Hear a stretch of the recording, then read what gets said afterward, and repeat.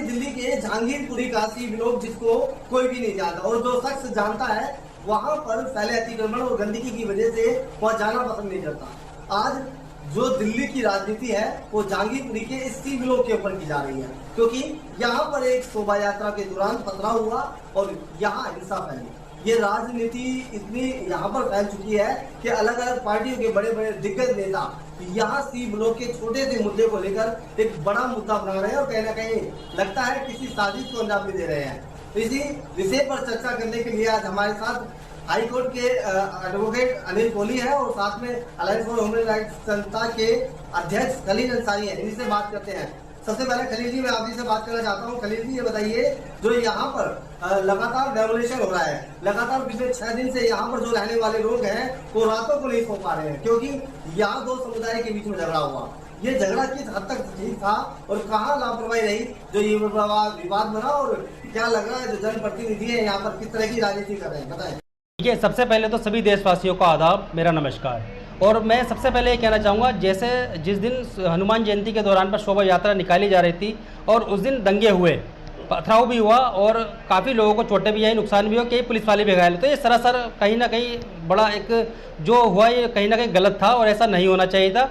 और दूसरी बात, जब आप डेमोलेशन की बात आप कर रहे हैं, डेमोलेशन जिस तरीके से एमसीडी द्वारा और पुलिस प्रशासन की मौजूदगी में वहाँ किया गया है, तो ये कहीं ना कहीं देखा जाए तो गलत है, क्योंकि जिन लोगों का डेमोलेशन किया गया है उन लोगों को ना तो कोई नोटिस दिया गया, न कोई उनको जानकारी दी गई पहले, और एकदम अचानक पहुंचे, एक दिन पहले ऑर्डर पास किया और अगले दिन सीधा बुलडोजर लेकर वहाँ पर डेमोलेशन की तैयारी कर दी गई और कई दुकानों को मतलब डैमेज भी कर दिया गया।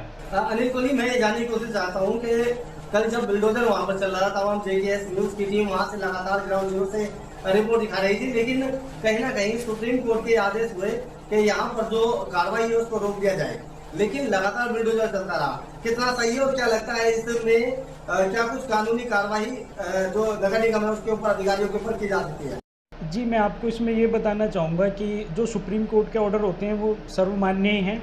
अगर कोई भी उस ऑर्डर को फॉलो नहीं करता तो वो कंटेम्प्ट टू कोर्ट होती है। पर ये उनके एमसीडी के जो मेयर थे उन्होंने ये बताया कि भी, जो मैं कल न्यूज़ देख रहा था उसके अकॉर्डिंग बता रहा हूँ मैं आपको, उन्होंने ये कहा कि जी हमारे पास ऑर्डर की कॉपी नहीं आई है। तो जब तक ऑर्डर की कॉपी ना मिल जाए विभाग को, तब तक वो उस कार्रवाई को नहीं रोक सकते उनके हिसाब से। पर न्यूज़ के चैनलों के माध्यम से ये पता लग गया था कि सुप्रीम कोर्ट ने ऑर्डर कर दिए, तो ऑर्डर की कॉपी कहीं ना कहीं मस्ट होती है, क्योंकि कोई भी अधिकारी बिना ऑर्डर की कॉपी के आगे उस प्रोसीडिंग है उसको रोक नहीं सकता। कहीं ना कहीं अनिल, ये लगता है कि आपको जिस तरीके से ऑर्डर किए गए, सुप्रीम कोर्ट के ऑर्डरों का नियम था उसके पालन नहीं किया गया। जो ऑर्डर थे वो बताया गया कि अब सुप्रीम कोर्ट से इस पर जो है प्रतिबंध लगा दिया है, अभी रुक जाएगा, सुनवाई होगी, उसके बाद में फिर डेमोलिशन हो सकता है, नहीं वो बात कर रहे हैं। लेकिन लगातार डेमोलिशन मना करने के बाद भी चलता रहा, क्योंकि मीडिया के माध्यम से लगातार अधिकारियों को बताया जा रहा था कि यहाँ पर जो सुप्रीम कोर्ट के आदेश है वो अभी डेमोलिशन रोकने के हैं, अभी यहाँ पर जो अतिक्रमण उसको हटाने के। तो कितना सही लग रहा है आपको? क्या रुक जाना चाहिए था, या सुप्रीम कोर्ट सिर्फ एक डॉक्यूमेंट्री चलता है या फिर वर्बली भी चलता है?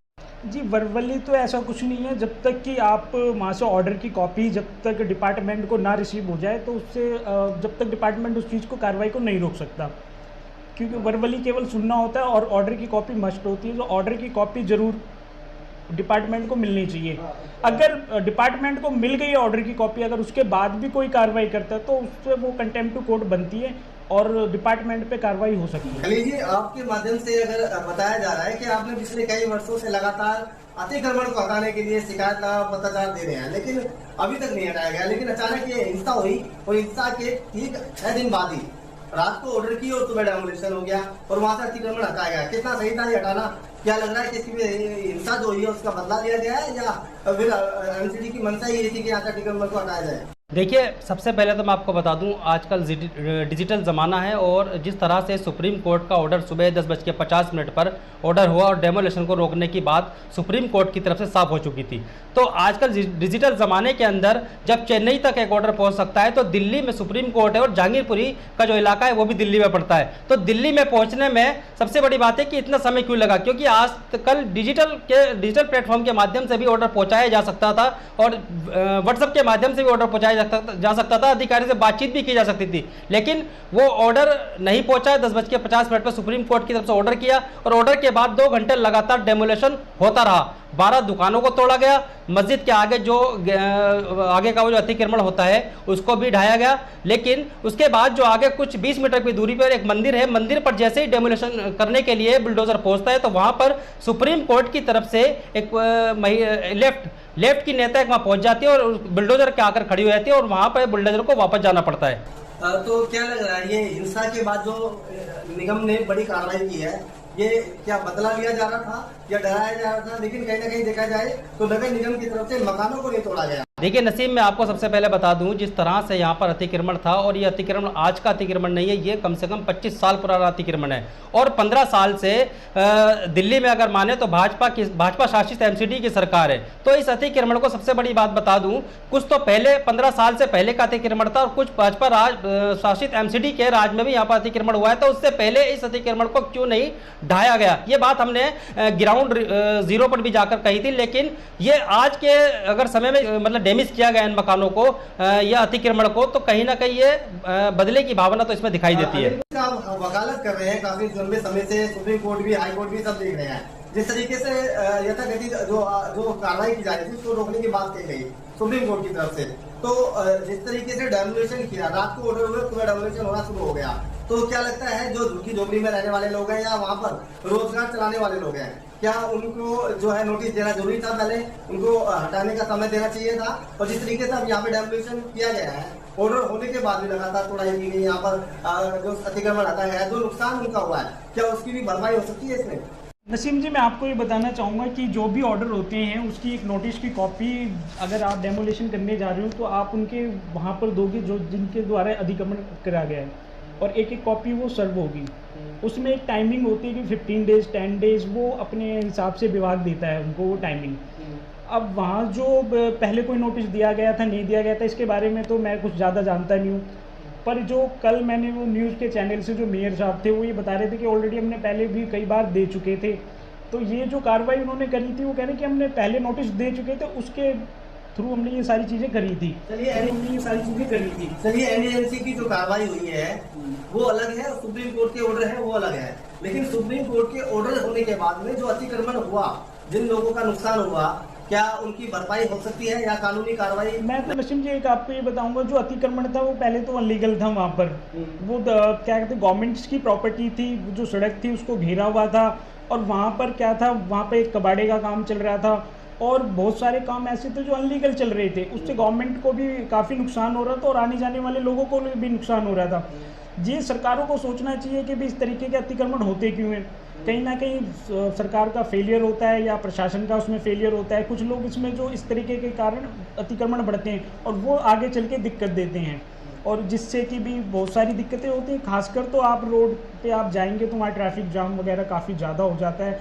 पर ये भी मैं तो एक कहना चाहूँगा, जो भी हुआ मेरे हिसाब से बहुत अच्छा हुआ और ये होना चाहिए था। बस ये है कि टाइमिंग थोड़ी ठीक नहीं है, उस चीज़ को मैं कह सकता हूँ, बट जो भी हुआ वो बहुत अच्छा हुआ, हाँ खलील जी, क्या लग रहा है आपको जो अब नुकसान हुआ है, क्या उसकी भरपाई करनी चाहिए? क्योंकि समय एनडीएमसी की तरफ से नहीं दिया गया उनको हटाने के लिए, ये वहाँ पर रहने वाले लोगों का आरोप है। और रही कार्रवाई की बात, कहीं ना कहीं जिस तरीके से रोड तोड़ा था और उसके ऊपर अतिक्रमण फैलाया गया था, तो वो हटाना भी जरूरी था, क्योंकि गंदगी भी हो रही थी और अलग अलग तरह की वहाँ में बीमारियां भी फैल रही थी। लेकिन ये जो कार्रवाई हुई है ये इससे पहले क्यों नहीं? बिल्कुल, अतिक्रमण हटना भी चाहिए और हटाना भी चाहिए, ज़रूरी भी है, क्योंकि अतिक्रमण जितना हटेगा इलाके में साफ सफाई होगी और लोगों का आना जाना अच्छे से हो पाएगा। लेकिन सबसे बड़ी बात इसमें यह है कि अतिक्रमण हटाने से पहले उन लोगों को जानकारी या नोटिस क्यों नहीं दिए गए, क्योंकि उनकी दुकानें जो तोड़ी गई है, जहाँ पर अतिक्रमण दुकानें तोड़ी गई हैं, उनमें उनका काफ़ी सामान था, मोबाइल शॉप थी उनकी और कई मोटर मैकेनिक की दुकानें भी थी। लेकिन उनको कोई नोटिस अगर दिया होता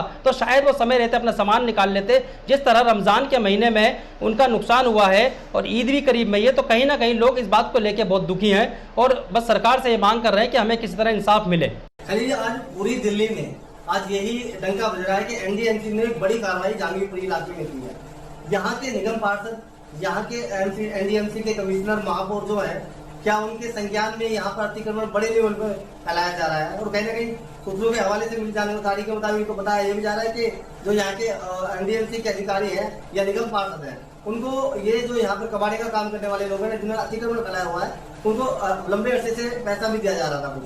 क्या ये सच्चाई है? क्या लगता है ऐसा हो रहा था? जैसा मैंने आपको पहले भी कह दिया, पहली बात तो आपको अतिक्रमण को बढ़ने ही क्यों देते हो? सबसे पहला सवाल मेरा यही था।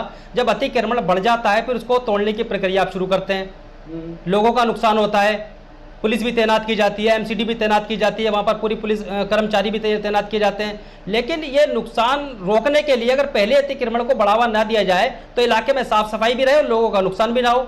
ये गलत है कि अगर कहीं पर इलाके के अंदर अतिक्रमण होता है तो कानून का काम है, प्रशासन का काम है, उसे रोकने का काम है। लेकिन पहले क्या करते हैं, उसको बढ़ावा दे देते हैं, उसके बाद फिर उसको तोड़ने की जो प्रक्रिया है वो की जाती है। लेकिन सबसे बड़ी बात मैं आपको बता दूं, इसमें कानून का भी सहारा नहीं लिया जाता। सीधा दिल्ली प्रदेश अध्यक्ष जो भारतीय जनता पार्टी के हैं वो एक ऑर्डर पास करते हैं, उसके बाद वो ऑर्डर जो दिल्ली के मेयर हैं राजा इकबाल सिंह जी, उनके पास पहुंचता है और पहुंचने के बाद अगले दिन ही वहाँ 8 से 9 बिल्डोजर वहाँ पहुंच जाते हैं डेमोलेशन करने के लिए। लेकिन अगर समय रहते सुप्रीम कोर्ट ऑर्डर ना करता तो शायद कितना और डेमोलेशन होता। ठीक है, होना चाहिए अतिक्रमण, लेकिन कानून की प्रक्रिया तो होनी चाहिए ना कुछ ना कुछ। अनिल कोहली जी, अब समय दिया गया है, ये स्थिति जो है इसी तरीके बनाए रखनी है और सुप्रीम कोर्ट का ऑर्डर हो गया 15 दिन तक कोई कार्रवाई नहीं होगी।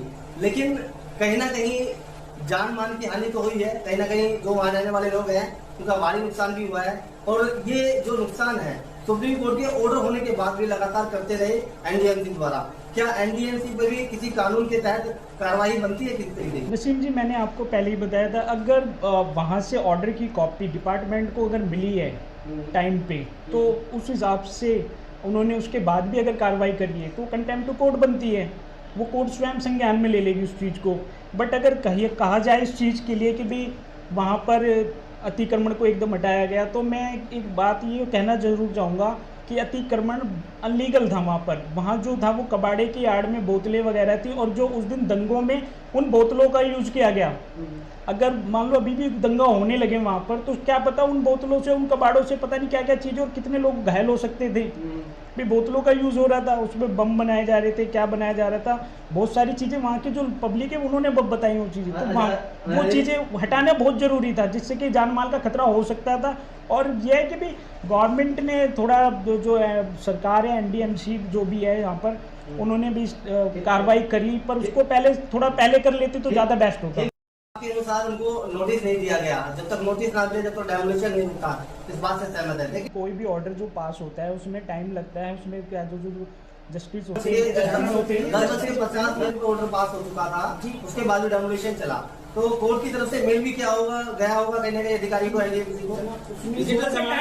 जमाना है आजकल, फैक्स भी होता है, फैक्स भी होता है, मेल भी होता है, सब कुछ होता है, लेकिन ऑर्डर चाहूंगा उसमें टाइम लगता है क्योंकि उसकी कॉपी डिपार्टमेंट को, दिल्ली सरकार को भेजी जाती है। तो कई डिपार्टमेंट होते हैं, उसके अकॉर्डिंग उसको भेजा जाता है और फिर वो रजिस्ट्रार साहब जो होते हैं वो उसको आगे करते हैं उस चीज़ को। रजिस्ट्रार साहब के भी साइन सिग्नेचर वगैरह होते हैं। तो इतना ईजिली नहीं होता है कि हम एकदम कह दें कि भी एकदम जज साहब ने ऑर्डर करा तो एकदम ऑर्डर वो चीज़ हो जाएगा। तो उसको थोड़ा सा कागजी कार्रवाई होती है तो थोड़ा टाइम लगता है। प्रक्रिया है उसका नियमों का पालन होना चाहिए, नहीं होना चाहिए, जो मेलबाजी है वो की जाती है, वो क्या लग रहा है आपको? क्या लग रहा है आपको? जी देखो, कई चीज़ें मैंने आपको पहले ही बताया, जब ऑर्डर होता है, जैसे आप ऑर्डर करते हैं तो उसकी कॉपीज़ होती हैं, फिर उसके हिसाब से डिपार्टमेंट्स होते हैं। डिपार्टमेंट वो दिल्ली सरकार है या आपके जो यहाँ पे एमसीडी एनडीएमसी, नहीं, दिल्ली सरकार का तो रोल ही नहीं है जिसमें, क्योंकि एमसीडी जो है भाजपा शासित एमसीडी है। मेरी बात तो सुनिए खलीजी जी, तो डिपार्टमेंट को उसको भेजा जाता है, वो अब वो रजिस्ट्रार साहब उस डिपार्टमेंट को आगे भेजेंगे।